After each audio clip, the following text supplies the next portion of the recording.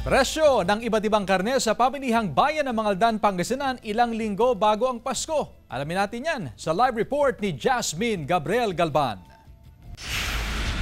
Jasmine?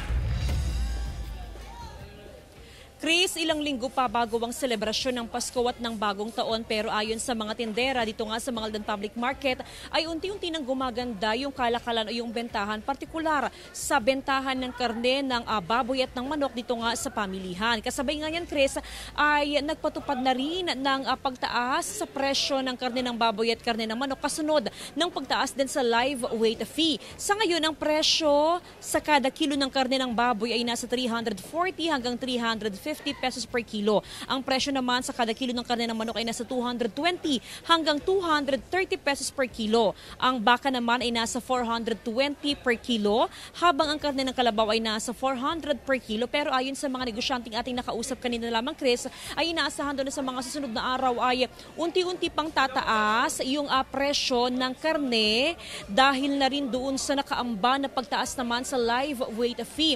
Actually, this week, Chris, ay nasa 10 hanggang 15 pesos yung itinaas sa kada kilo ng karne ng baboy at maging sa kada kilo ng karne sa manok naman. At sa ngayon, Chris, tuloy-tuloy yung ginagawang pag-iikot at monitoring na ginagawa ng NMIS, ganun din ng Agriculture Office at maging ng Market Division para matiyak na safe for consumption at fresh ang lahat ng ibinibentang karne dito nga sa pamilihang bayan ng Mangaldan. As of now, Chris, ay nasa 60 hanggang 70 heads ng baboy, baka at ng kalabaw ang kinakatay sa may slaughterhouse per day. Pero ayon sa slaughterhouse master ng Mangaldan, inaasahan daw na by next week ay posibleng umabot na yan sa 70 hanggang 80 hanggang sa selebrasyon ng Pasko at Bagong Taon ay aabot naman yan sa mahigit na 100 heads. Nakahanda naman ang Mangaldan Public Market doon sa inaasahang dagsa ng mga mamimili at wala naman daw problema doon sa supply ng karne ng baboy dahil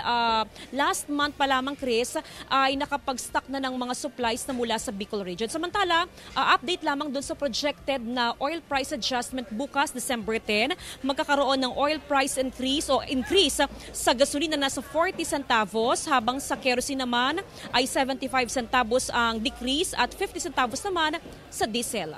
Chris? Maraming salamat, Jasmine Gabriel Galban.